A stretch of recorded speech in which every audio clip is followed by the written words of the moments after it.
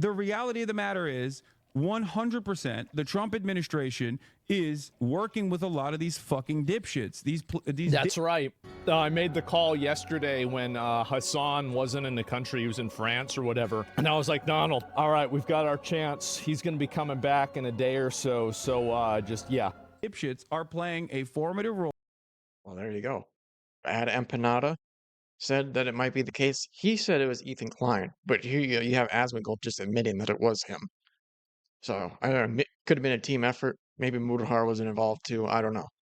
And the back room is not great. Everything, the back room is designed in the most hostile way I've ever been inside of a room. The vibes are really back there. Everything is fluorescent light. Oh no, it wasn't good vibes in the interrogation room. Oh, this is getting heavy now. I was expecting good vibes all the way through, but apparently that's not the case. It was very cordial. Okay, it was very cordial. Whoa, it was cordial. Okay. Having said that, the entire process is supposed to be intimidating. So it's like suck my dick, cordial or whatever. Okay. He's just so badass. It's awesome. What do you do as a job? And I was like, I'm a Twitch streamer. And he's like, well, since you mentioned that you were a Twitch streamer, what kind of things do you stream about? And if is that not the most reasonable question you would ever ask when somebody says they're a Twitch streamer? Oh, you're a Twitch streamer. What kind of Twitch streamer? Oh, you're a grocery store employee? What kind of grocery store employee? It's finally happening. The first step of Ethan Klein's legal takedown and incarceration of Hasan Piker has happened. I am disappointed that Ethan wasn't able to pull a few more strings, didn't have exactly the higher up connections in the United States government to get Hasan locked up in prison for life. But I'll take what I can get. Hasan has been legally inconvenienced. And I figured the best guy to go to for this is a guy that Hasan has promoted regularly. The way I see it from Hasan's coverage, this is probably the guy to go to for any Hasan, Ethan, Israel, Palestine beef. So before we hear it from Hasan's mouth, just get a quick rundown from BadEmpanada. So Hasan Piker was yesterday detained by American Customs and Border Police when he attempted to re-enter the USA. He was asked questions that suspiciously resemble the exact same talking points that Ethan Klein has been using to attack him and basically every pro-Palestinian activist in the world for the better part of a year. And something... You're being far too soft. Suspicious? No. This is way past suspicion. We know for a fact this is Ethan's doing, all right? And we thank him for that. We thank him for doing what needs to be done to get Hasan Piker thrown in prison for life. Thing that really fell under the radar here is that Ethan Klein, about a month ago, explicitly called for Hasan to be arrested and actually asked a lawyer live on his podcast what they could possibly do to get Hasan arrested for supposed terrorism. This is from the H3 podcast, episode 132, streamed live on April 7th, 2025. Any laws that we can go after Hasan for? Are you familiar with that? Has he broken any domestic terror laws or... No, probably not domestic terror laws, but like inciting. I mean, what can we do about that? Yeah, that's out of my realm. Okay, I usually do just civil stuff. Sure, fair enough. Fair enough. You're useless to me, Tom. I'm sorry.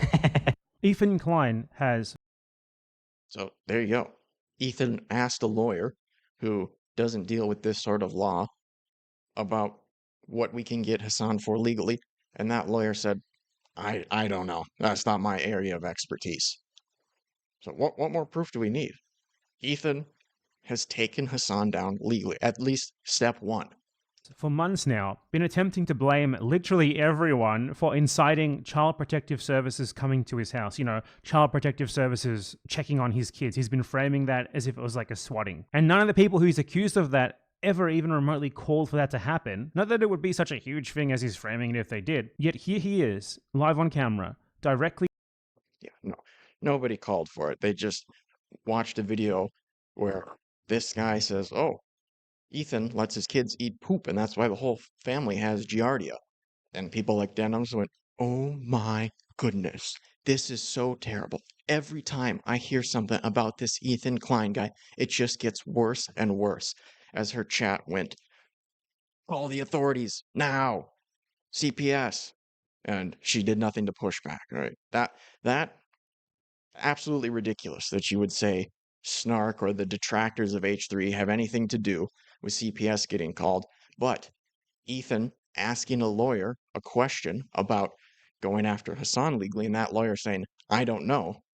Well, that's enough to connect Ethan to Hasan being detained here, obviously.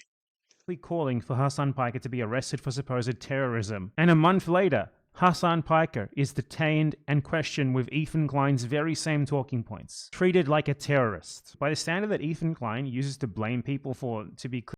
And that's very accurate to say that he was treated like a terrorist, because what they do with terrorists is they take them aside, they ask them some questions, and then they let them go on their way. That's what we do with terrorists here. Treated like a terrorist, by the standard that Ethan Klein uses to blame people for, to be clear again, what is not even a bad thing, an agency dedicated to protecting children checking on his kids. He is immensely responsible for this. It's very clear that Is that really what people were saying? It's a bad thing that CPS? I think more so it's a bad thing that without any real evidence of anything going on, people felt the need to insert themselves and call CPS and waste that government official's time and the agency's time when they could be looking into, actual child abuse. All right, I don't think that's really what people are saying, that, oh, it's so horrible that Ethan would have to talk to a CPS agent. It's that people inserted themselves because of internet beef and called that agency and had them waste their time and resources looking into that. his talking points via their spread in the far-right spheres that he is now allied. What I'm trying to say there is, it's not, in and of itself, talking to CPS is not bad because CPS is doing their job. But calling them just because you are invested in an internet beef, that's the bad part. That's what I'm trying to say. It's very clear that his talking points, via their spread in the far-right spheres that he is now allied with, have found their way to the Trump administration, and they are now literally being used to arrest pro-Palestine people in precisely the way that Ethan and his terrorist wife, Gila Klein, would like them to be. Ethan and Gila are massive enthusiasts of the genocide in Gaza and the mass rape by the IDF, which again, Gila was... That is true. I've heard Ethan say that a lot. He's like, there's just not nearly enough genocide going on. Could we ramp it up already? Like, this is weak. A member of. So this is not at all surprising. Just listen to what Hasan had to say about his experience here, and you can really see the similarities between what they were asking him and Ethan Klein's talking points. You can see, for example, in what they asked him about the supposed Houthi terrorist who he interviewed, which is a narrative that comes directly from Ethan Klein, and which, hilariously, the border agent seems to have been able to understand was not actually an interview with a Houthi at all, as Ethan has constantly insisted that it was. So even agents of the Donald Trump Gestapo, which is literally dedicated to tracking down and deporting pro-Palestinian immigrants, are more nuanced than Ethan Klein is.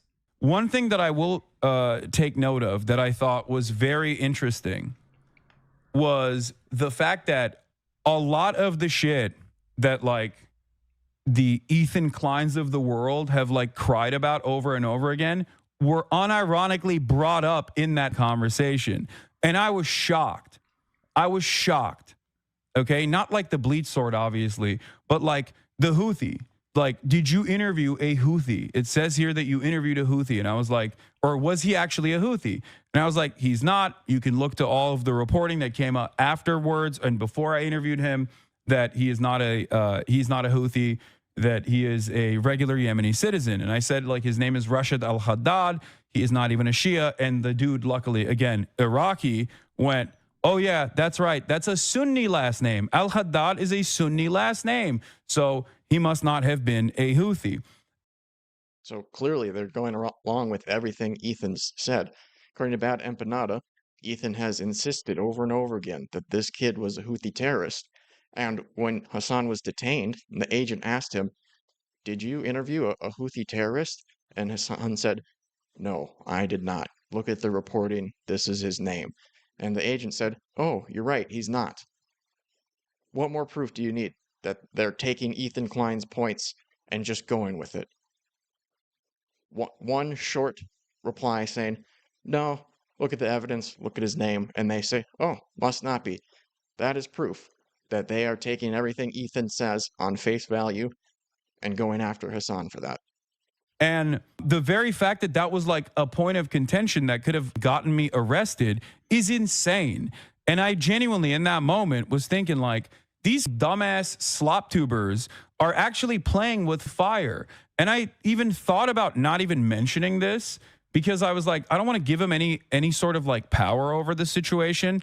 But like, the reality of the matter is 100% the Trump administration is inadvertently working with a lot of these dipshits. These dipshits are playing a formative role in getting people in trouble with the law.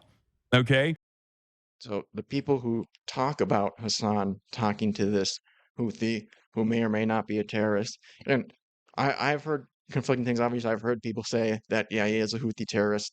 And then I've heard other people say that that boat that he was on, it had become a tourist attraction, essentially, and that was why he was on there. Right? That's what people point to say that he was a Houthi terrorist.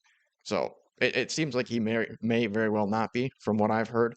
But people just talking about that's playing with fire. Hasan interviewing that guy, that's not playing with fire.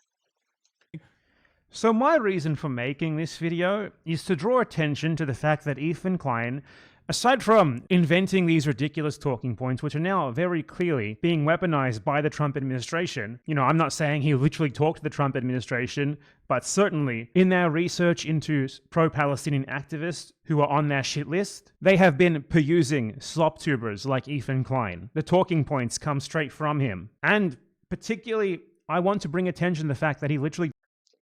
If you're saying they come straight from Ethan, to me that would imply that the Trump administration is not. If you're saying that comes downstream of Ethan, then you could say Ethan isn't working with them. But if you're saying it comes straight from him, you're conflicting what you just said earlier.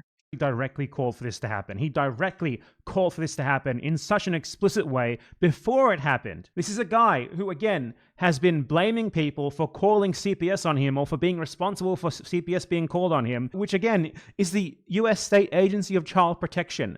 Their job is to check on your kids and ensure their well-being. Whereas the cops who questioned Hasan detained and questioned him for the same reasons that the Nazis would detain and question someone. These things are not even comparable. Yet Ethan Klein blamed people.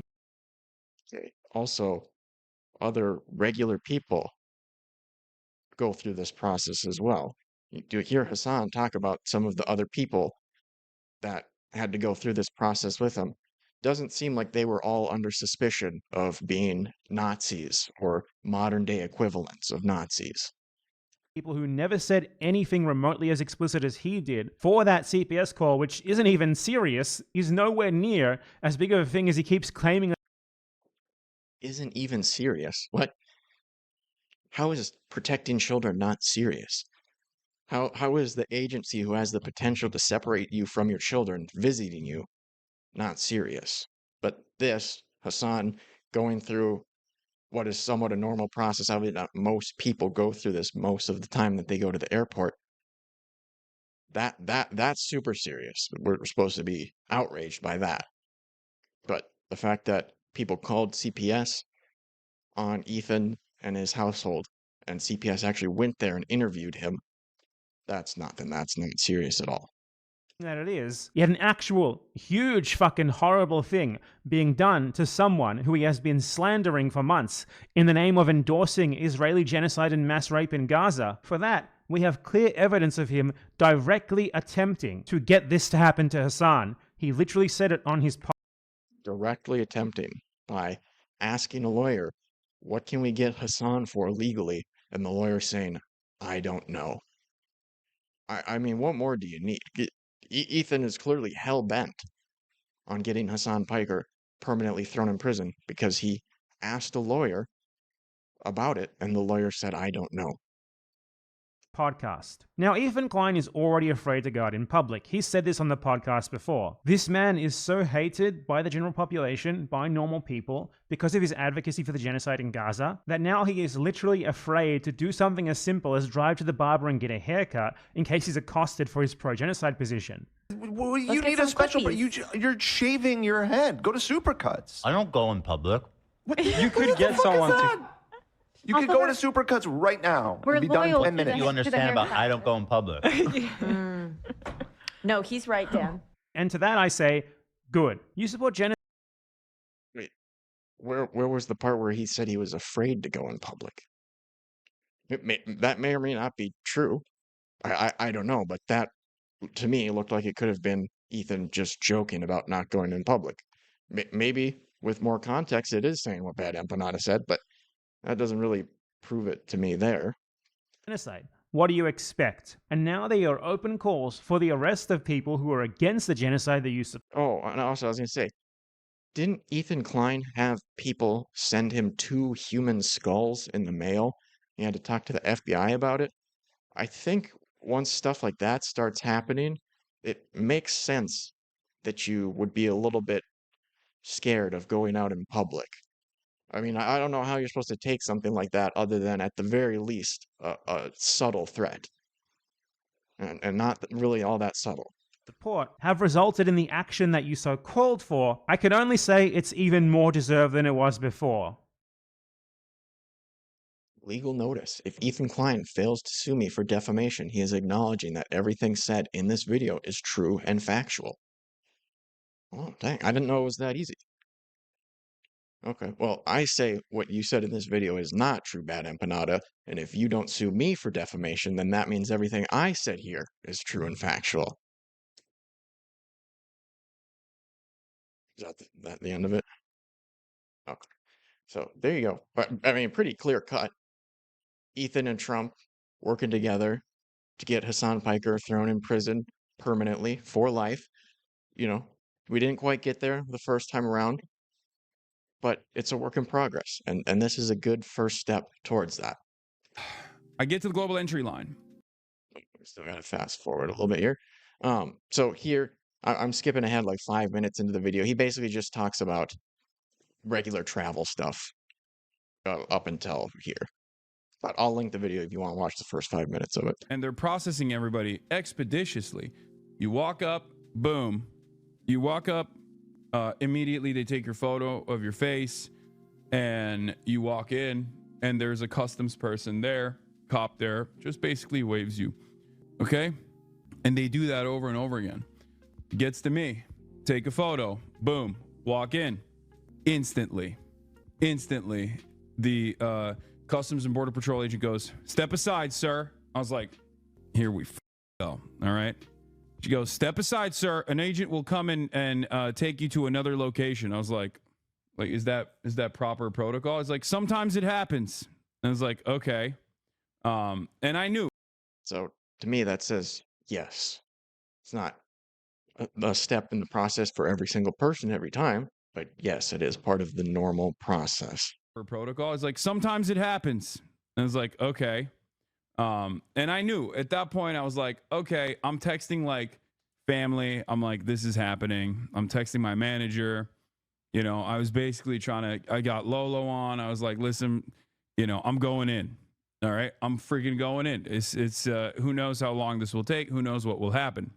And I had already heard like horror stories from people. There was like that one girl on TikTok that had talked about this. You already heard horror stories. So is this Hasan's horror story then? Has he been horrified by the US government? From people. There was like that one girl on TikTok that had talked about this. And I thought to myself, all right, it's done. It's happening to me as well. It is what it is. You know, M is real high. I'm about to say M is real high multiple times to get these guys off my back. So I'm waiting in the corner. This Latina ICE agent comes up, picks me up, takes me to this detention center. I sit down, fluorescent light bulbs, the whole nine. Okay. They have benches. Wow. But they even had fluorescent light bulbs. That does sound scary so far. Down, fluorescent light bulbs, the whole nine. Okay. They have benches in the back of O'Hare Airport where there's like a detention area. Okay. There's a detention area. I'm sitting there. There's like a bunch of terrified families. Okay. There's an old lady in a wheelchair. There's like a mom and daughter behind me. There's some like random dude in front of me. All right, so a lady in a wheelchair and a family. It sounds like they are pretty certain everybody who goes through this process is a terrorist. That's how this is coming across to me. If they're interviewing old ladies in wheelchairs and families, that basically once you get to this process, they're 99% convinced you're a terrorist. And the way it works is there's a back door, right? And they take your passport, they go to the back door. You don't know what the hell's going on in there, but they sometimes come out and they just say someone's name with their passport in their hands and they go, "You're clear to leave." So they basically, when they bring you to the detention area, they, I guess, do some kind of surveillance on your background to figure out if you are like a background check. If you're going to get harassed even further or if this level of harassment is fine. Okay. And I asked and I looked around at all the passports that people had to see if there were other American citizens. And lo and behold, at least in the area that I was at, I was the only American citizen. There was another guy that actually had an American passport as well. But like, because I asked the terrified family behind me, I was like, "Hey guys, if you don't mind me asking, like, do you guys have an American passport?" And they were like, "No." So it turns out it's just they're terrifying the shit out of mostly non-American citizens. Okay. But apparently. Okay. Well, at this point, you've done more interrogating than anybody else in the story, Hasan, asking other people whether they're citizens of the United States. It's pretty messed up. You already said they're terrified. And now you're asking them questions like this? Out of mostly non-American citizens. Okay. But apparently they're also interested in trying to terrify American citizens as well. So they're just like coming in and out. They get this lady in a wheelchair out of there, which I thought was so insane. Old lady in a wheelchair is in the ICE detention area, and they come out with their passport and they're like, "Here, you can leave." Okay. So that's one thing, right? Like I've had secondary searches and stuff done to me before. I've had I think it's called the quadruple S. Like they put the SSSS on your SSSS Sniper Wolf?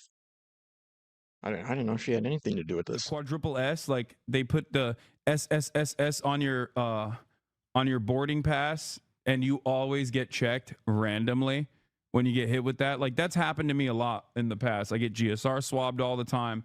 That stuff is normal. I've experienced that quite a bit. Okay. But this time I didn't even have the quadruple S on my boarding pass. So I was like, all right, it's probably fine. So I wait. Finally, this agent comes out, says, "Hasan Piker." I'm like, "That's me. Coming with me." I'm like, "Oh, brother, here we go." They take me to this back room. Okay. And the back room is not great. Everything, the back room is designed in the most hostile way I've ever been inside of a room. The vibes are really back there. Everything is fluorescent light. Oh no, it wasn't good vibes in the interrogation room. Oh, this is getting heavy now. I was expecting good vibes all the way through, but apparently that's not the case. Ever been inside of a room. The vibes are really back there. Everything is fluorescent light bulb, obviously, but they had these two. These must have been particularly scary fluorescent light bulbs or something, because he's felt the need to bring up the fluorescent light bulbs a couple times now. The fluorescent light bulbs that I'm familiar with, well, they're not the nicest form of artificial light, not particularly frightening or noteworthy in my mind, but apparently this is a different type of fluorescent light bulb that is more intimidating that I'm not familiar with. Fluorescent light bulb, obviously, but they had these two seats that were firmly planted into the ground. Okay, they were complete metal. They were like tiny stools, very uncomfortable, with like braces on the side so you can handcuff someone to them. Okay, and there was also a seat for like a lawyer. So I sat down on the lawyer seat on the corner to establish dominance because I've watched too many JCS interrogation videos, and I knew I had to. Hell yeah, that's sick. Establishing dominance. That's nice. That's the Hasan that I know. Because I've watched too many JCS interrogation videos, and I knew I had to have command over the room.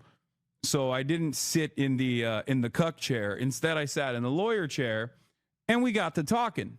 And let me tell you, folks, the TikTokers that talked about being detained, they were right.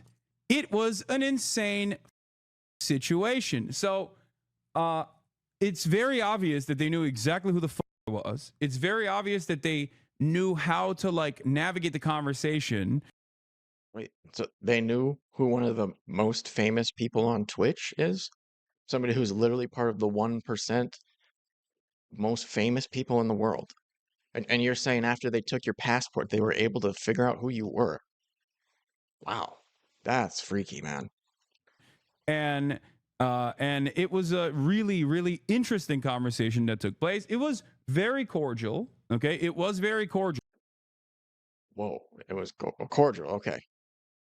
We took a step back from the fluorescent light bulbs and them being aware of who you are. Now they're cordial. Okay. Interesting conversation that took place. It was very cordial. Okay, it was very cordial, which I noticed. I thought it was strange how cordial it was because I've had run-ins with like cops in the past. I've had run-ins with feds in the past.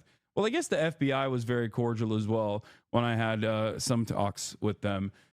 I thought also you said you watched a lot of JCS, and isn't that usually what they do there? Pretty much the only time I see the interrogations where they're hostile off the bat is when they have the guy on camera doing a murder or doing a crime of some sort. Well, I guess the FBI was very cordial as well when I had some talks with them in the past. But overall, I was not expecting. Oh, and also, so a guy who's had to talk to the FBI before gets detained for extra questioning. I mean, if you were going to take people away for extra questioning, you'd think people who had had previous conversations with the FBI might be a good place to start. Expecting CBP agents to be cordial. I will say that. Okay.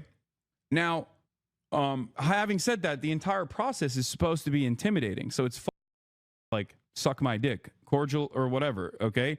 God, he's just so badass. It's awesome. I think they were being cordial because they wanted me to say something that was incriminating and say something that was enough to justify further detention from that point on. And let me tell you, they certainly did do that. So he knew exactly who the fuck I was, but he was basically like broaching the conversation in a way where it was like free flowing, where in the process of discovery, he was adding on additional talking points. He always made it seem as though he was asking certain things that after discovering in the process of that conversation, he would ask additional questions. So, you know, he's like, oh, what are you doing? So he was like following the natural flow of a conversation instead of just jumping from topic to topic. Okay, this is getting freakier and freakier. Discovering in the process of that conversation, he would ask additional questions. So, you know, he's like, oh, what are you doing in Chicago? And I was very revealing. I was like, well, I was in France because I want to take my family out for Mother's Day to France, but I had to come back early from France, even though today is technically Mother's Day, because I have a speaking engagement at University of Chicago. And he was like, oh, what kind of speaking engagement? It's like, I don't know, some like journalism school stuff. And he's like, oh, well, since you mentioned that, he kept saying, oh, well, since you mentioned that, what do you do as a job? And I was like, I'm a Twitch streamer. And he's like, well, since you mentioned that you were a Twitch streamer, what kind of things do you stream about? And is that not the most reasonable question you would ever ask when somebody says they're a Twitch streamer? Oh, you're a Twitch streamer. What kind of Twitch streamer? Oh, You're a grocery store employee? What kind of grocery store employee? I mean, I think that's just how it would go, but okay. You were a Twitch streamer. What kind of things do you stream about? And at first I was like, do I just tell him I play video games? Because I don't think this motherfucker going to believe me if I say I just play video games to him. Well, and also 15 seconds ago, you said you were being very revealing. So it wouldn't really make sense if you just said you were a video game streamer, since it's not really what you're known for. And I don't know, I've never looked at the breakdown, but I would think that's a minority of the time spent on your stream is playing video games.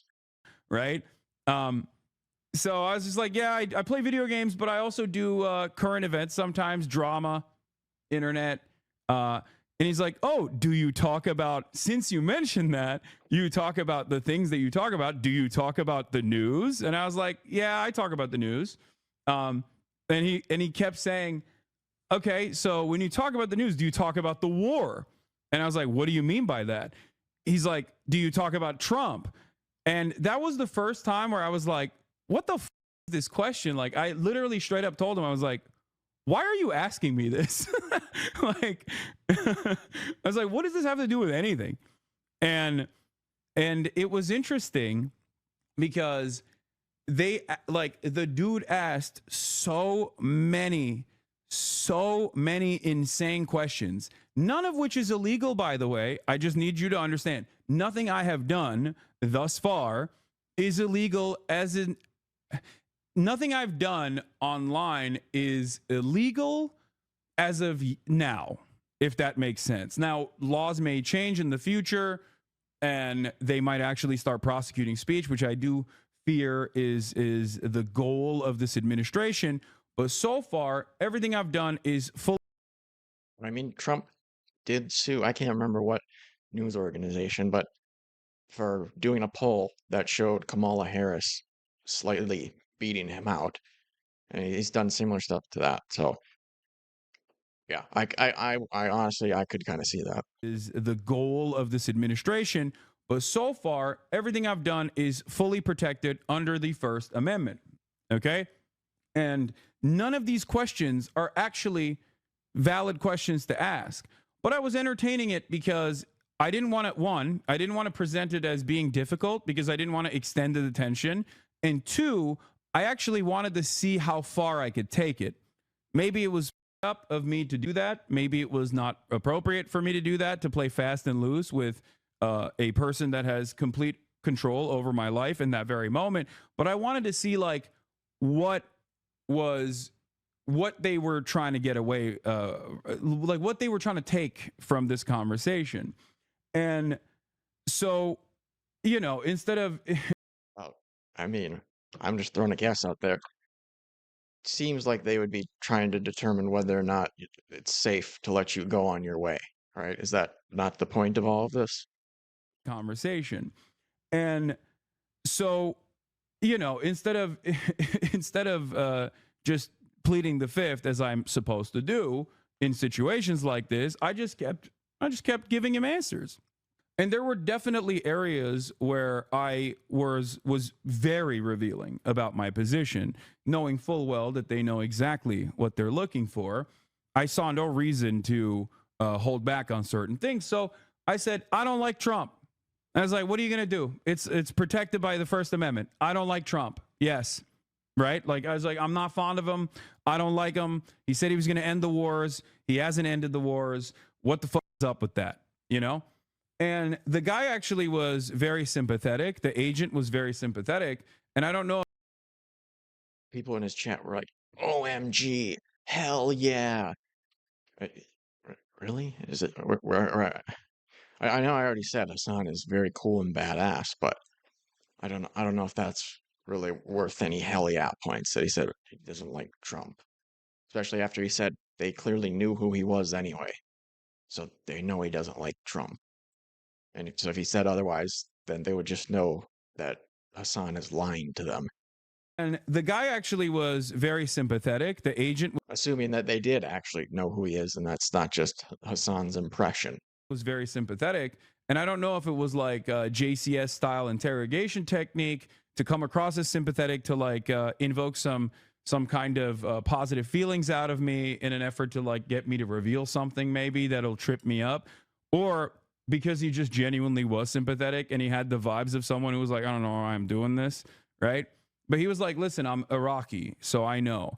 And let me tell you, I do think that him being Iraqi played a big role in this, because if he wasn't, there was a lot of editor-ass white boys that are at Customs and Border Patrol at O'Hare Airport. I saw them walk by. There was a dude who looked like he was like 25 max, but he was balding.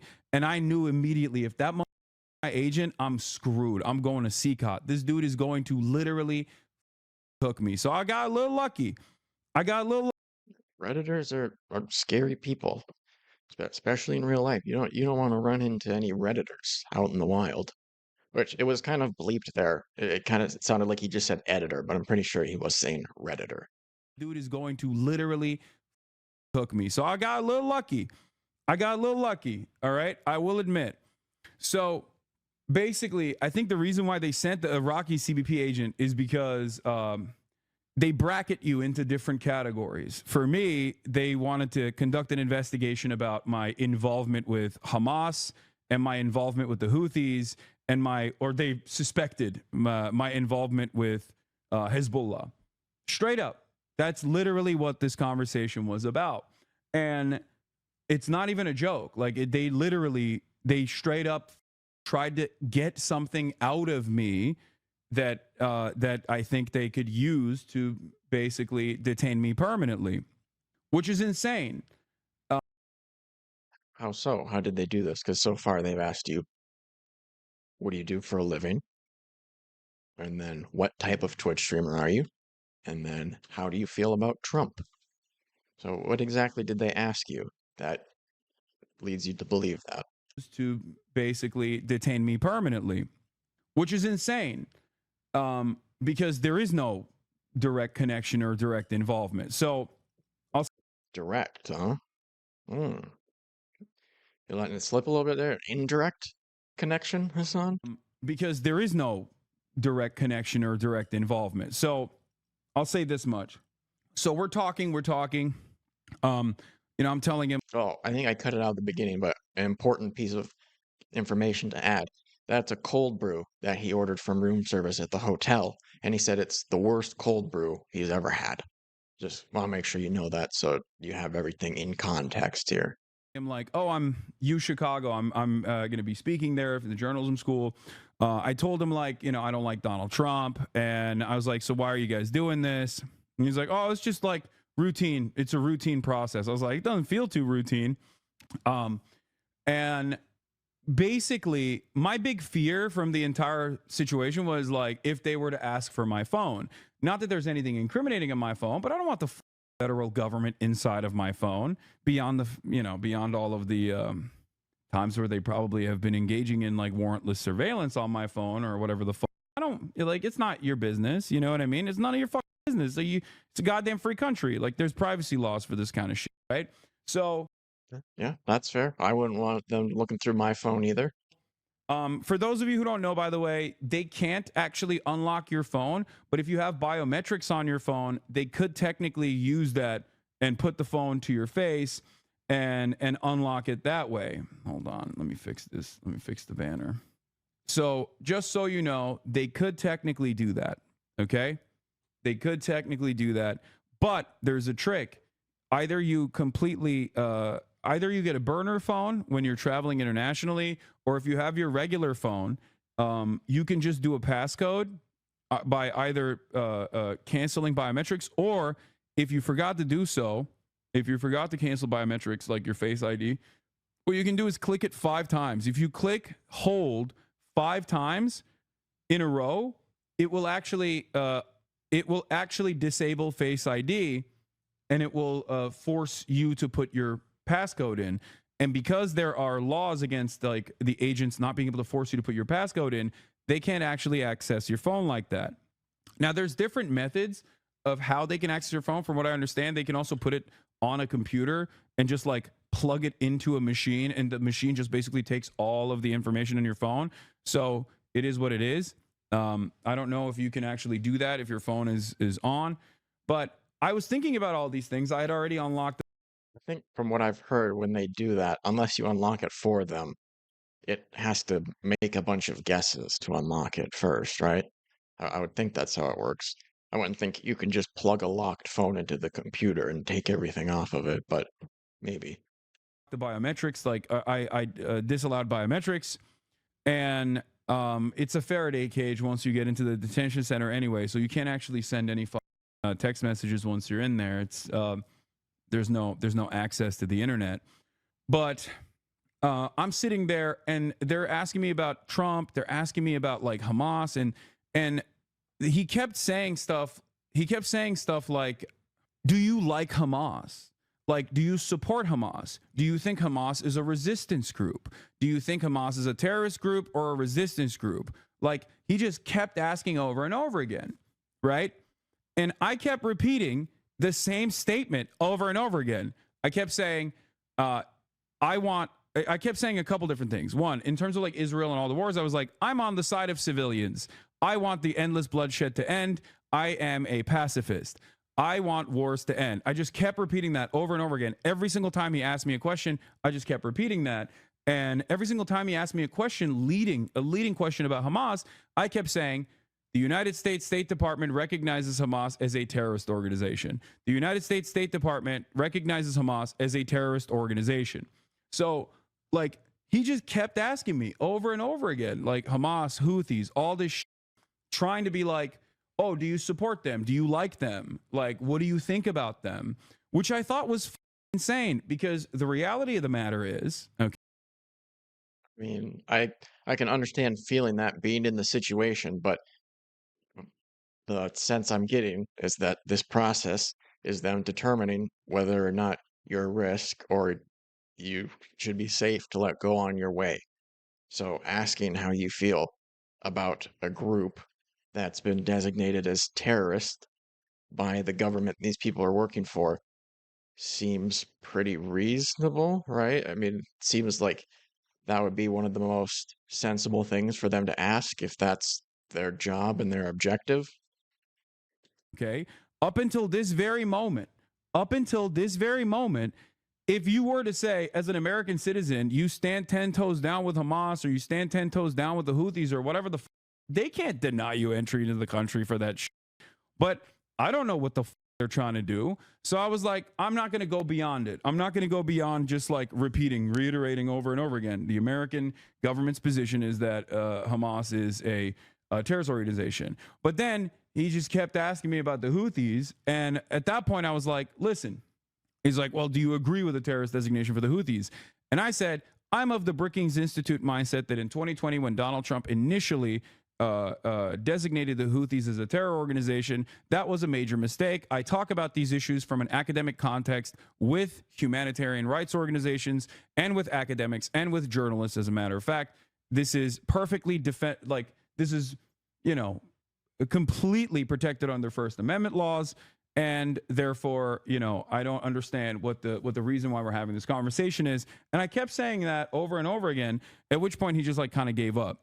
But what I thought was really interesting was, and did he just give up, or did he get the answers that he was looking for? I even followed it up with like, I do call balls. I said I call balls and strikes, and there are things that Trump has done that I actually agree with, and I'm not shy about saying those things. Even though initially he said he was going to end all these wars, he hasn't done so. I think these wars are unnecessary. They're costly, and a lot of civilians die in the process. I don't think it's appropriate. I think it's very inappropriate, and it must. Harsh words. You know what? I think these wars with the civilian deaths, inappropriate. Not what I would do personally. It's just a little inappropriate. I don't think it's appropriate. I think it's very inappropriate, and it must end, right? Like that's my position. But I do think that Trump did a good thing where he implemented a ceasefire with the Houthis. So when he does stuff like that, when I agree with him, I tell him what's what. Like I say it. When I agree with Trump in a decision, I'm open about it, right? So I explained that to him, and I just yapped away over and over and over again. And what I found to be particularly interesting was in the first half of the conversation, it was just like basically a fact-finding mission, right? Try to get me to say something that I think would be of interest. In the second part of the conversation, there were some real actionable items that he presented that depending on how I answer those questions, like I'm going to jail. Because the first stuff was just illegal for him to ask me those questions and completely completely idiotic and ridiculous. And I think they did it because they know It was illegal for them to ask you these questions. Are you going to be following up on that at all? You do an Ethan style lawsuit? who the fuck I am, and they wanted to put the fear of God into me, not knowing that I'm a stubborn piece of shit and that's not going to work at all, right?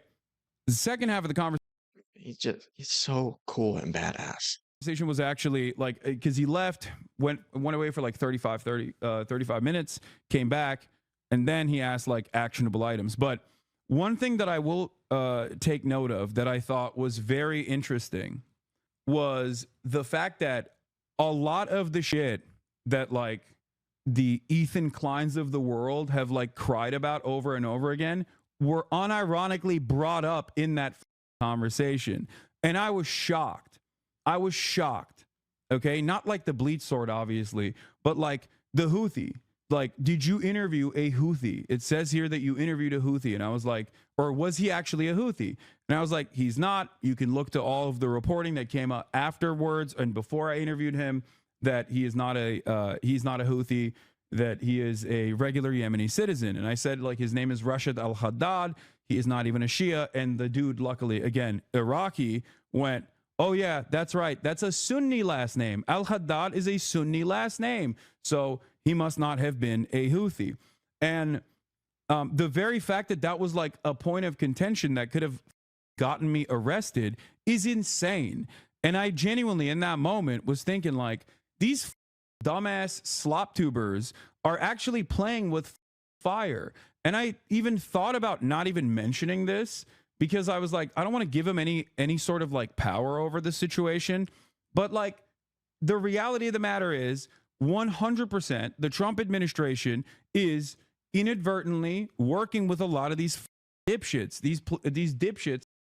Oh, the Trump administration is working with the slop tubers. Let me just rewind and make sure that is what he said there. The reality of the matter is 100% the Trump administration is inadvertently working with a lot of these dipshits. These dipshits are playing a formative role in getting people in trouble with the law.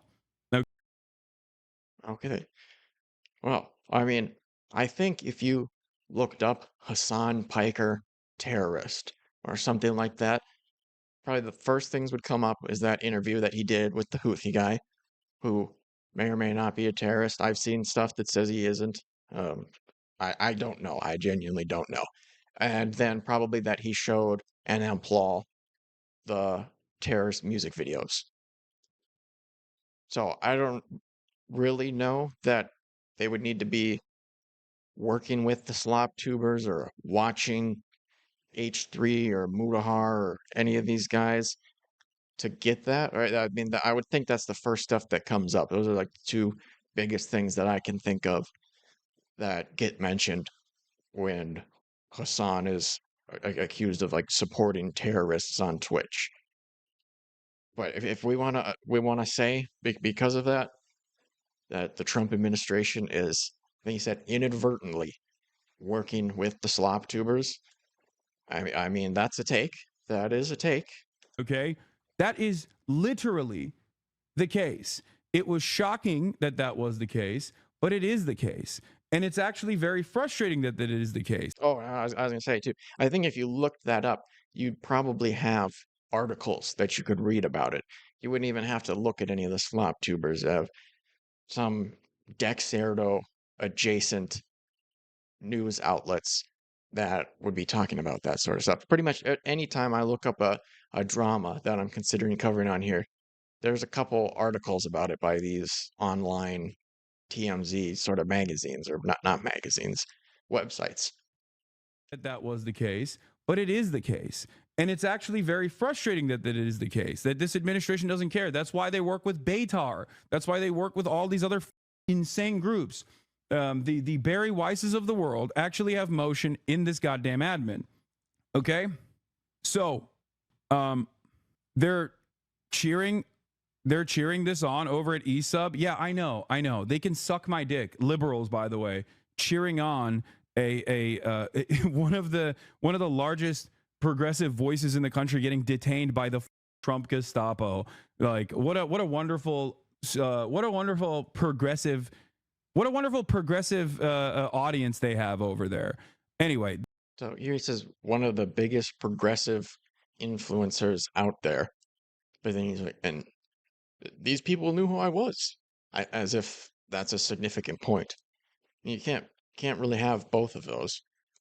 Either you call yourself one of the biggest progressive voices in the nation, and you're not surprised that they have an idea of who you are, or you don't call yourself one of the biggest progressive voices in the nation, and then you be surprised that they knew who you are. They're straight up fascist at this point. So my point is, it's crazy that like these were actual questions. Like, they asked me about my Twitch bans, okay?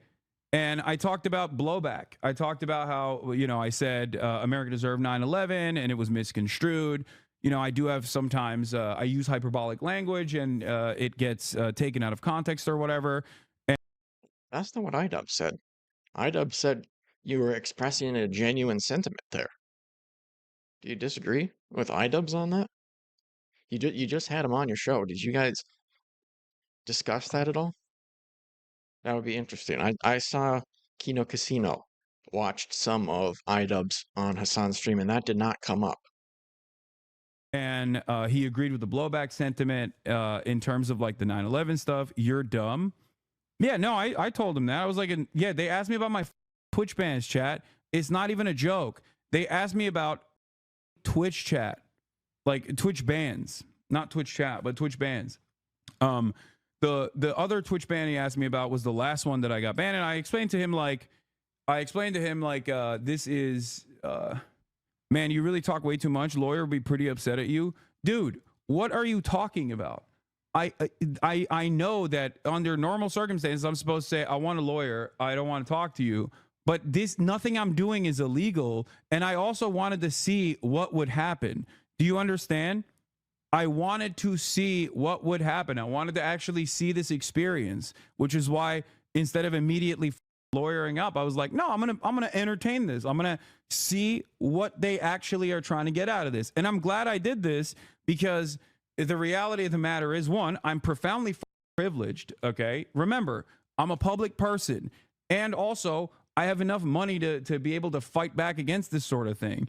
And they know who the I am. So obviously, the reason for why they're doing that is, I think, to try to create an environment of fear, to try to get people like myself, or at least like others that would be in my shoes that don't have that same level of security, to show.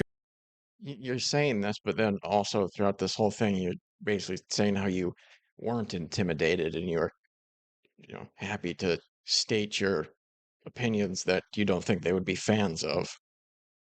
Shut the up. And for me, I'm going to use the privilege that I have in that moment to try and see what the they're doing. Okay? Because every single thing that they ask me, trying to get me to say something like, oh, I support Hamas or whatever, is literally not allowed. Like, they are not. What the do you mean? Like, why is this denying me entry into the country of my birth? Like, this is my birthright. I'm an American citizen. You can't just stop me at the border and be like, what's your opinion on Donald Trump? You're not allowed to enter the nation. Like, that's bullshit. So, did they say that? I haven't gotten the impression that they said to you, you're not allowed to enter. And earlier, the guy told you, yeah, sometimes this is part of the process.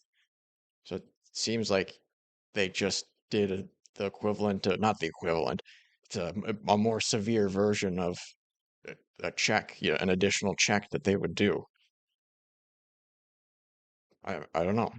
I don't know if I'm picking up what you're putting down there, Hasan. To enter the nation. Like, that's bullshit. Like, that may very well have been what happened, but you didn't really do a good job of explaining it if that's what you think was going on here. Seems like they asked you some questions that, for the most part, make sense. He's saying that they're illegal to ask. I don't know. I don't know if that's illegal for them to ask that sort of stuff or not. But I mean, considering that he's saying they clearly knew who he was, it seems like, some of the top questions that you would expect to be asked. So, that was the first half. Like I said, they asked about the Twitch bans. They asked about like the Rick Scott statement, and I was like, listen, I don't. I laughed. I was like, I'm not calling for the assassination of a sitting senator. That'd be insane. But instead, I explained to him, like I was talking about. I agree that that's not what he was saying. I think people kind of overblew it when they were saying that that's what he was saying. If I'm remembering correctly, he said, if you were so concerned with the Medicare fraud and the system being ripped off, taxpayers being ripped off, then you would kill Rick Scott because he's done the biggest Medicare fraud that's out there. So he wasn't saying that. He was saying, if you're a person who cares about that, you should be the most mad at Rick Scott and want to take him out. About the hypocrisy of the Republicans, blah, blah, blah. I explained away all that shit. And he was understanding. Then he went back and he came back. And the actual. And I feel like he said that a couple times here. The guy was pretty understanding. He mentioned earlier, glad he was an Iraqi because, he understood the stuff about the guy's last name and stuff like that. But then other times he's acting like this was a terrifying holdup and they were denying him entry to the country. But instead, I explained to him, like I was talking about the hypocrisy of the Republicans, blah, blah, blah. I explained away all that shit. And he was understanding. Then he went back and he came back. And the actionable items that came up afterwards was basically asking me about if I had ever been in contact with Hamas, if I'd ever been in contact with the Houthis, directly or indirectly, if I'd ever actually been in contact with Hezbollah, if I'd actually ever offered financial support or logistics or any kind of support to Hamas, Hezbollah, or Houthis. They straight up asked me that. And I laughed. I said, no, of course not. But yeah, that was, once again, these are questions that they're asking. But one thing that I thought was really interesting was in the actionable side of things, they also asked, have you ever interviewed a member of Hamas? Have you ever had a communication or correspondence with a member of Hamas, Hezbollah, or the Houthis?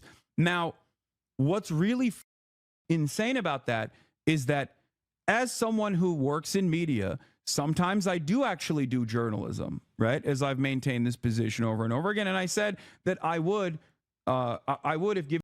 Only sometimes, though, right?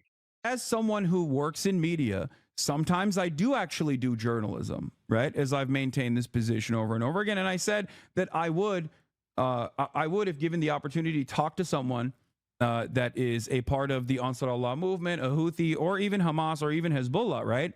I think that I have the right to do so. And what was interesting, you don't do journalism, you grift. I know, Chatter. That's why the federal government is trying to arrest me. Yes, because I'm grifting too hard. That's what it is. Thank you. Yes, your dumbass slop tuber is correct. I'm grifting. So if this ever happened to a right-wing commentator, then that's proof that they're not grifting. The fact that they get taken aside and asked some questions. So what's interesting, asking that is a violation of prior restraint. So that part, like those are the questions that are like actionable, right? Like those are the ones that if you say, how do you even classify a member of Hamas? It's not like even Hamas issues passports. Yeah, it's ridiculous, right? But that is the part where they were like, if you answer yes to any of that, that's when, there's like actually illegal stuff in there. Having said that, there is one part of it that wasn't illegal, which is being in communications or being in contact with someone in Hamas. Like that is a part of journalism you actually can do. It's ridiculous. Like You can interview ISIS. Like, what are we talking about? The notion that this would be an issue for the Customs and Border Patrol is ridiculous. Okay. I mean, Donald Trump is in contact. Why are we assuming that that would be an issue if you said yes to that right away? I mean, maybe it would have, but I think it would just dictate what other questions that they ask you. Maybe I'm wrong and you say that and they instantly arrest you. I don't know. I wouldn't think so, but I would think, depending on what you answer that, they think, oh, now I go down a different branch of the dialogue tree. Contact with Hamas. He had a envoy directly talk to Hamas a couple months prior. He's in direct contact with the Houthis. Like, what are you talking about? And so is Dropsite. Like, the idea that this will deny you entry into the country is bullshit. Like, what are we talking about? What do you mean? Yeah, no, I don't think it should deny you country. I agree. You should have the right to interview whoever you want. Like, what kind of insane double standard is there, right? And so that part was frustrating. And the interview interrogation, whatever you want to call it, that basically ended. I think you slipped up there. You showed what was really going on. It was an interview, not so much an interrogation, huh? So that part was frustrating. And the interview interrogation, whatever you want to call it, that basically ended with me asking, like, so what is the purpose of this? Like, am I being detained? And because I was like, you know that I'm going to talk about this. I was like, a lot of people have talked about this, like, detainment structure. And he was like, yeah, people really exaggerate. The people really exaggerate how these things go. And I was like, well, it is not a great situation to be in, you know? Like, what do you mean? Did he say if the guy said whether or not he was actually detained? Because if you look at the title of this video, it says Hasan Piker detained by ICE. Hasan Daily. I'm gonna go back and see if he did actually say that. And because I was like, you know that I'm going to talk about this. I was like, a lot of people, because talking, the idea that this will deny you entry into the country is bullshit. Like, what are we talking about? What do you mean? Like, what kind of insane double standard is there, right? And so that part was frustrating. And the interview interrogation, whatever you want to call it, that basically ended with me asking, like, so what is the purpose of this? Like, am I being detained? And because I was like, you know that I'm going to talk about this. I was like, a lot of people have talked about this, like, detainment structure. And he was like, yeah, people really exaggerate. The people really exaggerate how these things go. And I was like, well, it is not a great situation to be in, you know? Like, what do you mean? Yeah. Okay, so I don't know if the guy didn't actually answer him or Hasan's not saying whether or not he answered him here. Yeah, he was like, yeah, there's been a lot of reporting on, the conditions in situations like this in detainment, but you're not technically detained. I was like, so I can leave? Oh, there we go. My bad. That was a big pause, Andy. Could have just let it play there. So he's not detained. Yeah, he was like, yeah, there's been a lot of reporting on, the conditions in situations like this in detainment, but you're not technically detained. I was like, so I can leave? Like, I asked him, like, am I detained? And he's like, no. And I was like, all right, so what's the purpose of this entire situation? I can just walk out right now. And basically, when I said that, the interview ended. So I don't know if that was something that I should have said from the start. Am I being detained? What's the deal here? I'm pretty sure the answer to that is always yes, pretty much. Unless you're, like, getting pulled over for a routine traffic stop or something. You probably don't want to go the am I being detained route right away. But otherwise, yeah, it seems like that would be good to know in just about any interaction with the authorities. Here. But basically, and this is what the guy who said he's watched too much JCS said. I'm pretty sure JCS would say, yeah, you always ask that, and then you say, I don't want to talk to anybody but a lawyer if you are detained. Yeah, it was a illegal pretense. Like, well, that's your Fourth Amendment right? No, you don't have. Okay, chatters, I need you to understand something. So after I said, am I being detained or whatever, he was like, no, well, you know, he didn't like abruptly end it. He kept asking some questions, but it pretty much ended after that. And I don't know if that was like, I don't know if that's like I got lucky there, because when I asked like, am I free to go, that kind of stopped the process a little bit. And I don't know if that's the reason why I didn't have them look through my phone, but I wasn't planning on letting them look through my phone anyway. That was my point. Like, there was a line where I was going to say, I'm done with this. Either arrest me or, you know, let me go. I don't know what the fuck is happening here. And I got detained. I didn't get detained. Yes, chatter. Yes. ICE agents took me to a detention center. That is a de facto detention. Like, what are you talking about? So I can put detained in the title then. That's good. That's really what I wanted to know. If it would be truthful if I said that he was detained in the title and or thumbnail. Like, what are you talking about? The total runtime of it was like 2 hours, which was definitely faster than I thought it was going to be, I will admit. And I probably should have asked, am I being detained from the start? And I wonder what would have happened. But I basically asked him, like, do you think this is going to happen again? Right? I was like, is this going to happen again? Hold on. I asked, like, you know, am I going to be detained in the future? And he said, maybe. And he gave me this piece of paper, this sheet from Homeland Security. What is DHS trip? Okay. And you can, I guess, submit an inquiry at dhs.gov/trip and ask why I was stopped. You will be prompted to describe your particular concerns and experience, provide contact information to which a response will be directed, and be assigned a case number to help you monitor the progress of your inquiry, which I will do. Okay, I will do this. Interested to hear what they have to say about that. And he basically said, you know, you can... It probably would just be some generic nonsense, like part of a routine process. Something very lame and unenlightening like okay, that. I will do this. And he basically said, you know, you can figure out what not to do so that this doesn't happen again. And I suspect the what not to do is just don't be a political commentator that speaks about American foreign policy, which is not something I'm planning on stopping. Now, why did I tell you guys about this experience? Okay.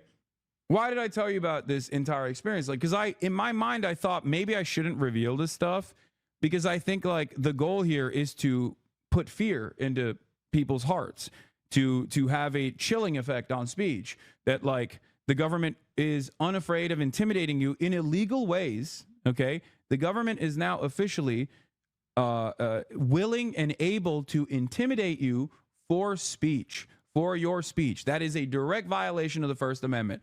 I'm no First Amendment auditor. I'm no big city libertarian. I'm no Mr. Admiral Maritime Law. But the reality of the matter is that as of this administration, they are totally willing and able to actually come after you for your speech.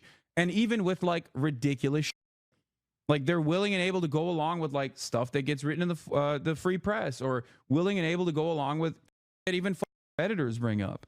Okay, that's how stupid and silly this situation has gotten. Now, of course, does this stop me from saying whatever the fuck I want to say? Of course. Of course not. You're way too badass and cool for that, Hasan. You don't even need to say it. I know it, but we'll hear you say Has it. gotten. Now, of course, does this stop me from saying whatever the fuck I want to say? Of course not. Don't be ridiculous. Yeah. But the reason why I wanted to talk about it was to give you more insight into what the government is doing, and to speak out against this sort of stuff, because I do have a position of privilege here, and I want to make sure that like if they can do this to me, like they probably are willing and able to do this to others as well. But you should know your rights, that you should not be fearful.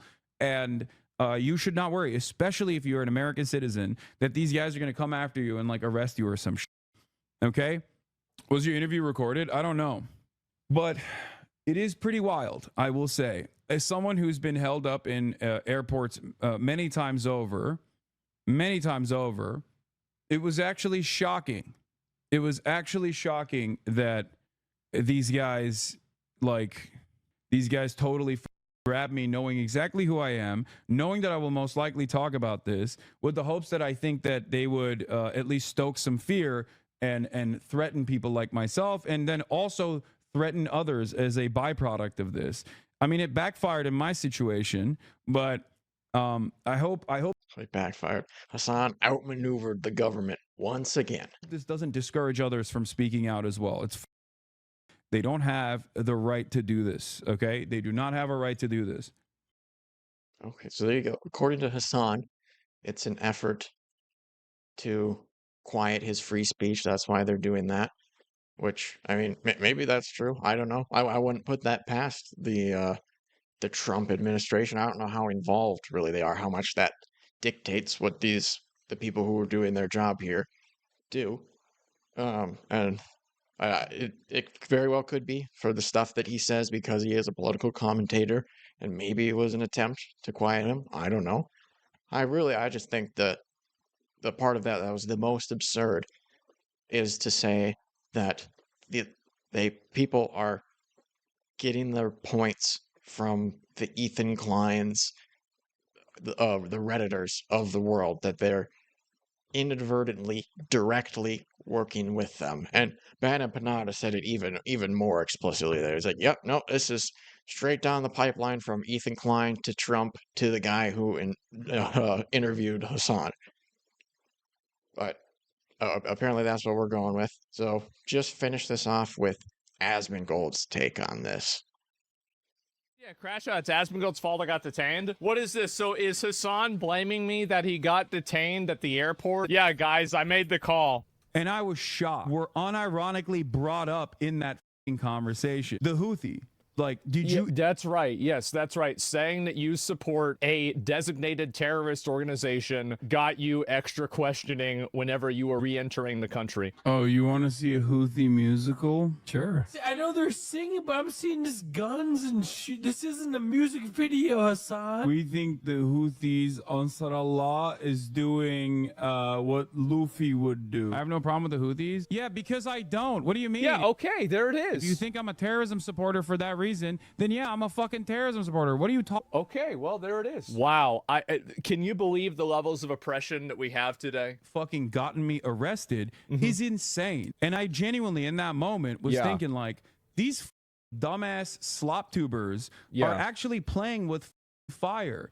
And I even thought, really playing with fire. Okay. What about not even mentioning this? Because I was like, I don't want to give him any. Okay, so that's the first lie here. Does anybody actually believe that he actually thought of not mentioning this? He actually instantly tweeted about it, and since then reposted it dozens of times. The reality of the matter is, 100%, the Trump administration is working with a lot of these fucking dipshits. That's right. I made the call yesterday when Hasan wasn't in the country. He was in France or whatever. And I was like, Donald, all right, we've got our chance. He's going to be coming back in a day or so. So Dipshits are playing a formative role. Well, there you go. BadEmpanada said that it might be the case. He said it was Ethan Klein, but here you have Asmongold just admitting that it was him. So I don't know, it could have been a team effort. Maybe Mudahar wasn't involved too. I don't know. But at the very least, Asmongold admits he made the call. Wasn't in the country. He was in France or whatever. And I was like, Donald, all right, we've got our chance. He's going to be coming back in a day or so. So Dipshits are playing a formative role in getting people in trouble with the law. Yes!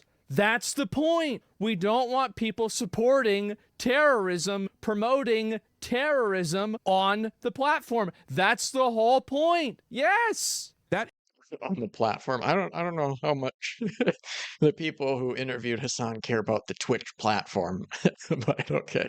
Terrorism on the platform. That's the whole point. Yes. That is literally the case. And also, by the way, keep in mind, Nothing happened to him. He didn't get fined. He was allowed re-entry into the country. He was inconvenienced for a period of time. And yeah, that's what happened.